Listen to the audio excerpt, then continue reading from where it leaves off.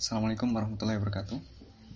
Sebelumnya perkenalkan, nama saya Himawan Imtihan Asmi dari Prodi Teknik Informatika UAD, mahasiswa peserta KKN reguler periode 81 divisi 7A2 dengan dosen pembimbing lapangan Ibu Aprilia Kusban dari MSc APT. Pada kesempatan kali ini saya akan berbagi materi mengenai pentingnya menjaga keamanan informasi dan data pribadi. Sebelum masuk ke materi, sedikit pengantar. Mungkin telah banyak kita ketahui, Indonesia saat ini sudah masuk di era digitalisasi. Banyak pengguna internet, masyarakat kita yang menggunakan sosial media, akan tetapi belum merasa penting untuk menjaga keamanan informasi dan data pribadi, atau istilahnya masih abai dalam menjaga keamanan informasi dan data pribadi. Oleh karena itu, di materi ini saya akan berbagi mengenai pengertian-pengertian informasi, data pribadi, jenis-jenisnya, dan alasan penting mengapa menjaga keamanan informasi dan data pribadi itu penting. Dan juga sedikit tips untuk menjaga keamanan informasi dan data pribadi. Baik. Masuk ke materi. Yang pertama ada pengertian informasi. Pengertian informasi yang pertama saya kutip dari maxmanroy.com, tulisan tahun 2018. Informasi adalah sekumpulan data atau fakta yang telah diproses dan dikelola sedemikian rupa sehingga menjadi sesuatu yang mudah dimengerti dan bermanfaat bagi penerimanya. Pengertian yang kedua saya kutip dari definisi pengertian.com. Ini tulisan tahun 2015. Informasi adalah sekumpulan fakta-fakta yang telah diolah menjadi bentuk data sehingga dapat menjadi lebih berguna dan dapat digunakan oleh siapa saja yang membutuhkan data-data tersebut sebagai pengetahuan ataupun dapat digunakan dalam pengambilan keputusan. Nah, dari dua pengertian tadi bisa disimpulkan lebih sederhana lagi. Informasi adalah sekumpulan data-data yang berupa fakta, data atau fakta yang telah diolah, telah melalui pemrosesan sehingga menjadi sesuatu yang mudah dimengerti, mudah dibaca, mudah dimengerti, mudah dipahami, dan bermanfaat bagi yang menerimanya, bagi yang membutuhkan. Bisa sebagai contoh digunakan untuk pengambilan keputusan dan lain sebagainya. Oke, lanjut ke fungsi informasi. Ada beberapa fungsi informasi, diantaranya sumber pengetahuan baru. Ini yang pertama. Yang kedua, menghapus ketidakpastian. Yang ketiga, media hiburan. Yang keempat, sumber berita. Yang kelima, ada sosialisasi kebijakan. Yang keenam, ada mempengaruhi khalayak. Dan yang terakhir, ada menyatukan pendapat. Nah, kurang lebih ada 7 itu fungsi dari informasi. Lanjut lagi ke jenis-jenis informasi. Nah, jenis-jenis informasi ada berdasarkan sifat. Informasi faktual, informasi opini atau konsep, dan informasi deskripsi. Jenis informasi selanjutnya berdasarkan fungsi dan kegunaan. Ada informasi yang menambah pengetahuan, informasi edukatif, dan sebagainya. Lanjut ke jenis informasi berdasarkan format atau bentuk penyajian. Ada informasi berupa teks, karikatur, foto, atau lukisan abstrak, dan sebagainya. Lanjut lagi ke jenis informasi berdasarkan bidang kehidupan. Contohnya informasi pendidikan, olahraga, dan sebagainya. Selanjutnya berdasarkan lokasi peristiwa, ada 2 jenis informasi, yaitu informasi dalam negeri dan luar negeri. Jenis informasi yang terakhir berdasarkan penyampaian. Yang pertama yaitu disediakan secara berkala, informasi yang disediakan secara berkala, informasi yang disediakan secara tiba-tiba, informasi yang disediakan setiap saat, informasi yang dikecualikan. Nah, ini contohnya informasi yang dikecualikan ini seperti strategi pertahanan negara, intelijen, dan sejenisnya. Dan jenis informasi berdasarkan penyampaian yang terakhir ada informasi yang diperoleh berdasarkan permintaan. Nah, itu tadi. Nah, ini masuk ke pengertian data pribadi. Yang pertama, menurut Peraturan Pemerintah Nomor 71 Tahun 2019 tentang penyelenggaraan sistem dan transaksi elektronik atau PP-PSTE pasal 1 angka 29, data pribadi, nah ini bunyinya, data pribadi adalah setiap data tentang seseorang baik yang teridentifikasi dan atau dapat diidentifikasi secara tersendiri atau dikombinasi dengan informasi lainnya baik secara langsung maupun tidak langsung melalui sistem elektronik dan atau non-elektronik. Nah, pengertian data pribadi yang kedua menurut Peraturan Menteri Komunikasi dan Informatika Nomor 20 Tahun 2016 tentang perlindungan data pribadi dalam sistem elektronik. Pasal 1 butir 1 dan pasal 1 butir 2. Pasal 1 butir 1 berbunyi, data pribadi adalah data perseorangan tertentu yang disimpan, dirawat, dan dijaga kebenaran serta dilindungi kerahasiaannya. Pasal 1 butir 2 berbunyi, data perseorangan tertentu adalah setiap keterangan yang benar dan nyata yang melekat dan dapat diidentifikasi, baik langsung maupun tidak langsung, pada masing-masing individu yang pemanfaatannya sesuai ketentuan peraturan perundang-undangan. Nah, jadi ada dua pengertian. Menurut PP PSTE yang tadi, data yang melekat pada diri seseorang yang teridentifikasi dan atau dapat diidentifikasi. Nah, itu menurut PP PSTE. Dan menurut peraturan Menkominfo juga hampir sama, data yang melekat kepada seseorang nyata yang disimpan, dirawat, dan dijaga kebenaran serta dilindungi kerahasiaannya. Oke, lanjut ke jenis data pribadi. Jenisnya ada dua menurut Peraturan Menteri Komunikasi dan Informatika Nomor 20 Tahun 2016 tentang perlindungan data pribadi. Nah, yang tadi ini ada dua. Yang pertama, data pribadi bersifat umum, mencakup nama lengkap, jenis kelamin, kewarganegaraan, agama, dan atau data pribadi yang dikombinasikan untuk mengidentifikasi seseorang. Nah, jenis data pribadi yang kedua, data pribadi bersifat spesifik. Nah, data yang spesifik ya, mencakup data dan informasi kesehatan. Nah, ini spesifik. Data biometrik, sidik jari atau biometrik, bisa sidik jari, bisa iris mata, dari bagian mata ya, biometrik. Data genetika, kehidupan atau orientasi seksual, pandangan politik, catatan kejahatan, data anak, data keuangan pribadi, dan atau data lainnya sesuai dengan ketentuan peraturan perundang-undangan. Nah, itu ada dua jenis data pribadi menurut Peraturan Menteri Komunikasi dan Informatika Nomor 20 Tahun 2016 tentang perlindungan data pribadi dalam sistem elektronik. Oke. Ada juga menurut GDPR atau General Data Protection Regulation. Ini ada dua juga jenisnya. Yang pertama, jenis data pribadi personal data yang mencakup nama, email, nomor telepon.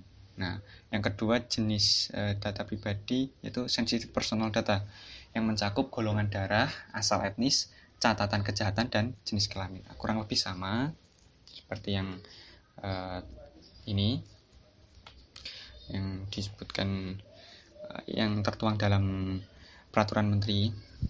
Oke, lanjut. Nah, ini poin pentingnya dari materi ini. Mengapa menjaga keamanan informasi dan data pribadi itu penting? Mengapa? Nah, mungkin kita bisa melihat di masyarakat kita masih banyak adanya penyalahgunaan data pribadi, penipuan secara online atau di dunia maya, kejahatan dunia maya, kejahatan dunia internet atau cybercrime. Nah, itu karena bisa juga disebabkan karena kurangnya menjaga keamanan informasi dan data pribadi. Nah, ini alasannya, ada 4 alasan. Yang pertama, intimidasi online terkait gender. Nah, apa itu intimidasi online terkait gender? Mengutip dari asumsi.co, media sosial hari-hari ini kerap dijadikan tempat untuk mempermalukan, mencemarkan nama baik seseorang, sampai melakukan pelecehan seksual. Nah, ini pelecehan seksual yang ada di online juga ada. Nah, istilahnya itu kekerasan berbasis gender online atau KBGO. Bentuk kekerasan yang dilancarkan atas dasar identitas gender korban.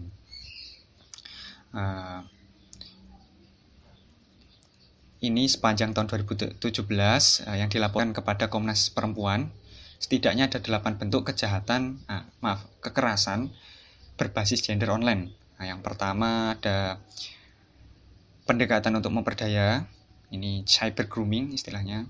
Yang kedua ada pelecehan online, pelecehan online atau cyber harassment. Yang ketiga ada peretasan atau hacking. Selanjutnya konten illegal content, pelanggaran privasi atau infringement of privacy.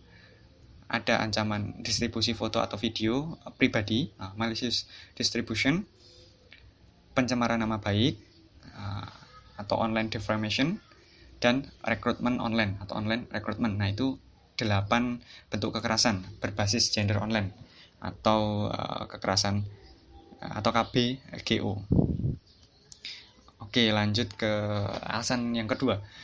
Mencegah penyalahgunaan data pribadi oleh pihak yang tidak bertanggung jawab. Nah, contohnya mungkin pernah dihubungi oleh telemarketing,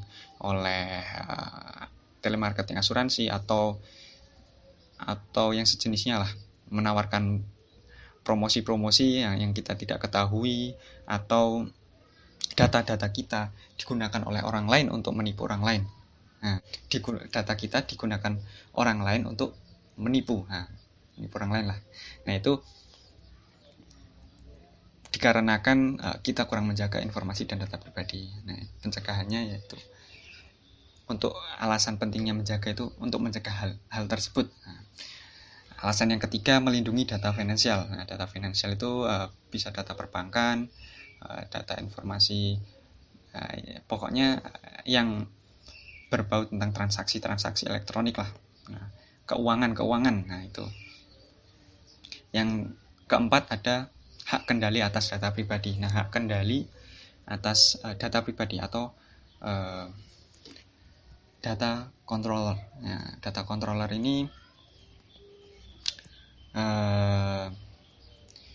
yang dimaksud data controller ini adalah pihak yang menentukan tujuan dan melakukan kendali pemrosesan terhadap data pribadi. Nah, ini tertuang dalam RUU PDP atau Peraturan Menteri yang sekarang jadi Peraturan Menteri Komunikasi dan Informatika nomor 20 tahun 2016 tadi. Pengendali data pribadi di sini bisa pemerintah maupun swasta. Dari sisi pemerintah misalnya Ditjen Dukcapil, Direktorat Jenderal Kependudukan dan Pencatatan Sipil, Kementerian Dalam Negeri yang mencatat data pribadi penduduk untuk kepentingan negara maupun publik. Sementara dari pihak swasta, marketplace bisa menjadi salah satu contohnya ya. Sebab untuk mengakses layanan yang mereka sediakan, kita perlu memberikan atau memasukkan data pribadi kita. Nah, berdasarkan RUU PDP ini, kedua pihak tersebut wajib melindungi data pribadi yang tercatat dalam database mereka. Nah, kurang lebih itu. Oke, lanjut ke cara menjaga keamanan informasi dan data pribadi. Yang pertama, memeriksa perizinan aplikasi. Nah, ini contohnya ketika mau menginstal aplikasi dari Play Store, kita biasanya diminta untuk menyetujui permintaan perizinan atau permission dari aplikasi tersebut. Minta akses kamera, minta akses kontak, minta akses untuk mengirim SMS, minta akses untuk menelpon atau dialer. Nah, itu perlu kita perhatikan akses-akses itu. Sekiranya itu tidak nyaman untuk kita, misalkan kita tidak ingin aplikasi itu mengakses foto atau kontak kita, nah maka bisa kita tolak. Yang kedua, membaca syarat dan ketentuan aplikasi. Nah, sebelum bergabung di dalam sebuah layanan biasanya atau kita diharuskan menyetujui syarat dan ketentuan. Nah, kita bisa baca dulu syarat dan ketentuan dari aplikasi atau layanan web atau apa, atau pokoknya ketika mendaftar itu kita baca dulu. Yang penting kita tahu bagaimana data kita dikelola, dikumpulkan atau dimanfaatkan. Nah, itu yang penting. Yang C atau yang ketiga ini, mengganti kata sandi akun secara berkala. Nah, ini cara menjaga yang bisa kita lakukan untuk menjaga agar tidak terbobol ya, atau kena hacking. Bisa 1 bulan sekali, 2 bulan, atau 3 bulan. Ya, sesuai situasi dan kondisi. Banyak dari kita biasanya menyepelekan kata sandi hanya dengan mengisi tanggal lahir yang mudah dimengerti, yang mudah diingat, yang mudah diingat, atau nama hewan peliharaan kita. Nah, itu sebaiknya diganti dengan yang lebih aman. Nah, bagaimana biar tidak lupa? Nah, perlu kita mencatat. Catatan bisa disimpan di kertas atau secara digital juga bisa. Nah, untuk cara menjaga yang terakhir, yang keempat, memberikan informasi dan data pribadi kepada pihak yang tepat. Nah, ini perlu kita memperhatikan pihak yang kita berikan data itu bisa mempertanggungjawabkan data-data kita, tidak bisa menjaga, tidak, nah bisa dipercaya, tidak. Nah, itu kita perlu cermat untuk memperhatikan ini. Misalnya mau mendaftar marketplace, nah ini marketplace ini bisa dipercaya, tidak, bisa mempertanggungjawabkan, tidak, bisa menjamin kerahasiaan data kita sesuai RUU PDP itu tadi. Nah, kalau tidak, sebaiknya jangan, karena dikhawatirkan seperti kejadian-kejadian yang sudah ada, kebocoran data, penjualan data ke broker-broker data, bahkan murah sekali, ada mulai dari 30.000 sampai ratusan ribu. Biasa digunakan untuk marketing, seperti asuransi atau yang lainnya. Tiba-tiba ditelepon, tiba-tiba ada orang yang menanyakan kepada kita tentang identitas kita, apakah benar. Nah, kalau benar, Bapak mendapat hadiah misalkan, atau Ibu mendapat hadiah. Nah, itu salah satu dari kejahatan penjualan data pribadi. Nah, itu kurang lebih 4 cara menjaga keamanan informasi dan data pribadi. Nah, ini referensinya. Oke, nanti bisa dibaca. Nah, terima kasih. Kurang lebih itu materi yang dapat saya sampaikan. Semoga bermanfaat. Apabila ada salah kata atau pengucapan, salah dalam penulisan materi, bisa dikoreksi. Terima kasih. Mohon maaf. Wassalamualaikum warahmatullahi wabarakatuh.